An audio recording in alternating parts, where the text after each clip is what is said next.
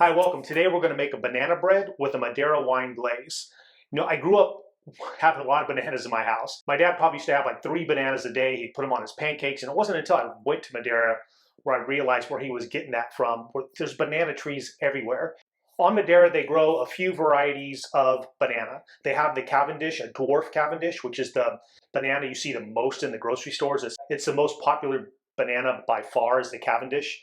But in Madeira, it's a dwarf Cavendish. And then they have about maybe 4 or 5 other varieties. And once I stopped at a farmer's market there in the main town of Funchal, and the guy, it was really cool because he brought out those 5 bananas and just let me taste them. Some of them had almost like a little pineapple citrus taste. Some of them had a little bit of an apple flavor with the banana. But bananas originally weren't from Madeira. Bananas originally came from Asia. But since 1552, there's been documentations that bananas have been grown on Madeira. So for hundreds of years.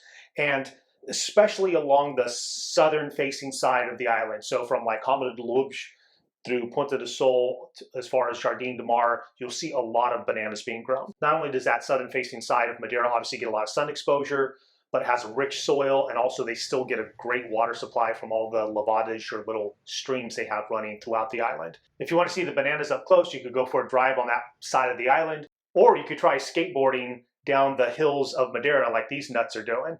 Something I do not recommend. If you know how steep the hills there are, I think this is crazy, but I just think this is a beautiful video of the island and pretty entertaining. But my favorite way to explore the bananeiras, the areas where these bananas are grown, is just to take a walk through some of the banana fields. There's a trail in Madeira nicknamed the Banana Trail, and it is in Madeira de Mar, which is a really small town just on the other side of Ponta do Sol.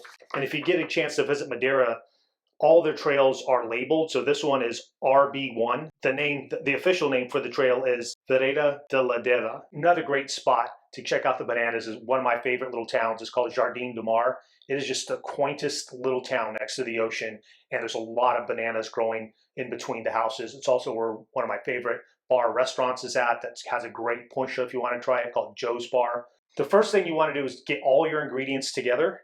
Your 3 ripe bananas, you want to use bananas that are in between the ripe stage to overripe stage. So have all your flour, sugar weighed out, preheat your oven to 375 degrees because this process goes fast once you have everything set out. And we will butter and flour this dish. Okay, we have our dish buttered, the oven's preheated. So you want to put all your dry ingredients in a bowl. So I have my flour, 1 3/4 cups of flour, then about 3/4 cup of sugar, our ground cloves. I ground whole cloves, but you could just use powdered cloves. Teaspoon of freshly ground nutmeg. Again, I ground this up myself. I love the flavor of freshly ground spices. And then last is 1 teaspoon of cinnamon powder. And now you want to add a 1/2 teaspoon of salt, 1 1/2 teaspoons of baking powder. Remember, baking powder, the difference is it already has a dry acid in there, so you don't have to add an acid to the recipe. The reason you keep these separated is because that baking powder, it doesn't start to make carbon dioxide until water hits it. When water and moisture interact with the baking powder, it'll immediately start to release some carbon dioxide. So that's why you don't want it starting to get activated until the last minute before you put it in the oven. Now we will mash up the bananas.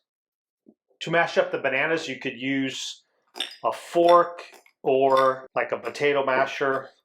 I have 2 eggs, so I'll incorporate 2 eggs in there. And remember that all my videos are also on the webpage, justcookwithmichael.com. And on the webpage, it's really easy to print out the recipes and even to multiply them. So if you need to double the recipe, it'll automatically do that for you. So I highly recommend visiting the website.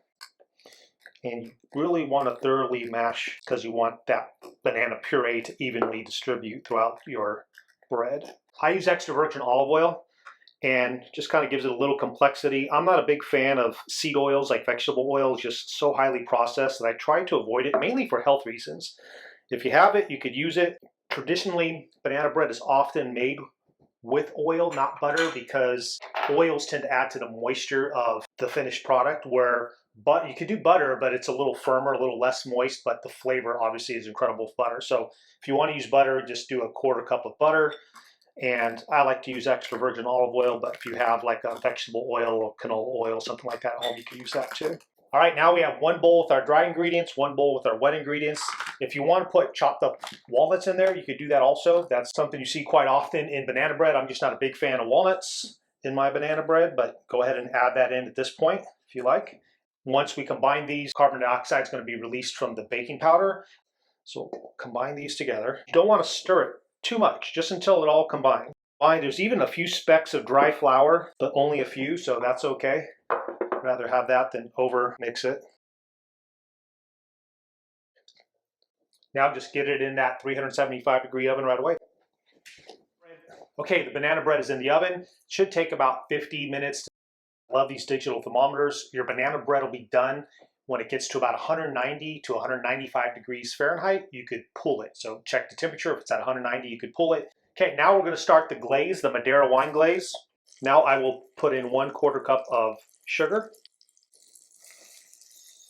and 1/4 cup of Madeira wine.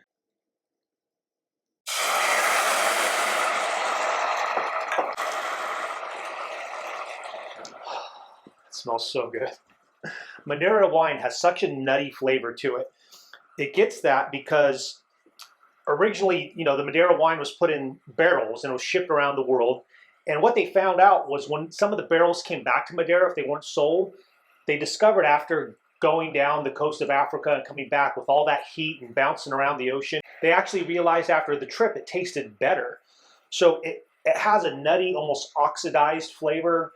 Once they realized the wine was better after taking a trip in the ocean, they started also fortifying the wine, which means they'll add brandy, like a grape brandy, almost like a grappa, to the wine in order to bring the alcohol level higher. Most yeast can only ferment wine to about 13% alcohol, because once wine gets to 13% alcohol, especially back then when yeast weren't as cultured, the yeast dies off. So by fortifying the wine with additional like brandy, it preserves it better for these trips around the world. Our forefathers in the United States toasted the Declaration of Independence with Madeira wine.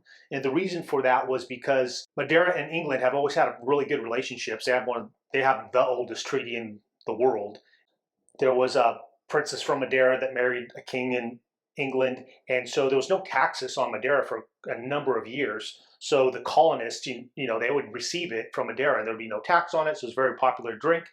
But then right after the Boston Tea Party, the king started to tax Madeira wine also. And, if they're upset about taxing tea, they're going to be pretty upset about taxing the wine. And that's one reason it was Thomas Jefferson and the forefathers was kind of like thumbing the nose at the king. I do use Madeira wine in another video titled Chicken with Madeira Wine Sauce. You can check that out on my web channel if you like.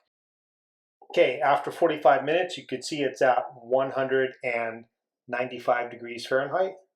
You could also insert a toothpick if it comes out clean. That's another sign it's done. Okay, the banana bread's been out of the oven for about 20 minutes, so it feels warm but not hot. I always like going around with a knife just to be sure nothing's catching. And yeah, when you butter and flour a dish, it comes out pretty clean. And now we have our glaze here. You can see it's rather thick. This was probably made an hour ago, so that's the way I kind of like it. That way it's a little thicker to go on. You could just choose to brush the top, because if you're picking this up with your fingers, if you brush the sides, it could get a little messy. But since I have to make this also look good for the camera, brushing the sides will look a little shinier and everything. If you do not let this cool off, that glaze is more likely to pour off down the side. That's why I kind of like the glaze to be a little thicker and the banana bread to be at least out of the oven for 20 minutes. So we're all done. Now you can put this on a separate plate if you were serving it. Also, if you're making the banana bread ahead of time, you can make it a day ahead of time and just make your glaze or put on your glaze the day people are coming over. So give this banana bread with the Madeira wine glaze a try. You'll love it. Thanks for joining me. Now go cook with someone you love.